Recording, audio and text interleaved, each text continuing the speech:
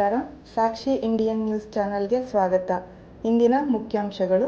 ಕಲಬುರಗಿ ಜಿಲ್ಲೆಯ ಆಳಂದ ತಾಲೂಕಿನ ಮಟಕಿ ಗ್ರಾಮದಿಂದ ಬರುತ್ತಿರುವ ಶುಭ ಸುದ್ದಿ.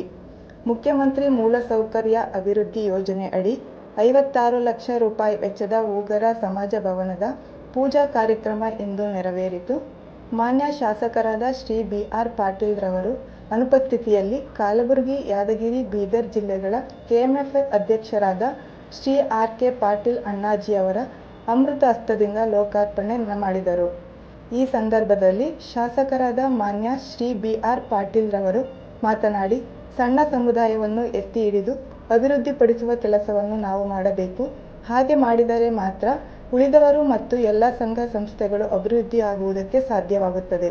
ಈ ಭವನ ತಾಲೂಕಿನ 77 ವರ್ಷಗಳ ನಂತರ ಸ್ವತಂತ್ರವಾಗಿ ನಿರ್ಮಿತವಾದ ಮೊದಲ ಹೂಗರ ಸಮಾಜ ಭವನವಾಗಿದೆ. ಕಾರ್ಯಕ್ರಮದಲ್ಲಿ ಜಿಲ್ಲಾ ಪಂಚಾಯತ್ ಮಾಜಿ ಸದಸ್ಯರು, ಗ್ರಾಮ ಪಂಚಾಯತ್ ಅಧ್ಯಕ್ಷರು, ಉಪಾಧ್ಯಕ್ಷರು, ಸದಸ್ಯ ಸಮಾಜದ ಮುಖಂಡರು ಹಾಜರಿದ್ದರು.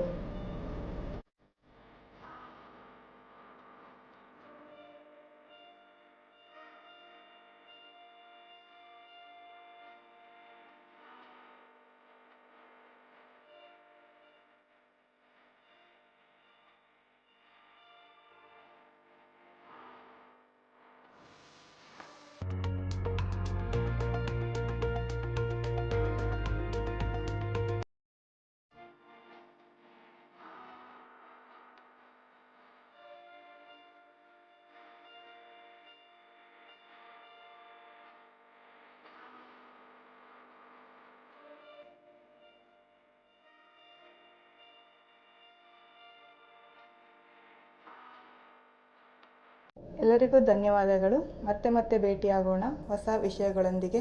ನಮ್ಮ ಚಾನಲನ್ನು ಲೈಕ್, ಶೇರ್ ಆ್ಯಂಡ್ ಸಬ್ಸ್ಕ್ರೈಬ್ ಮಾಡಿ.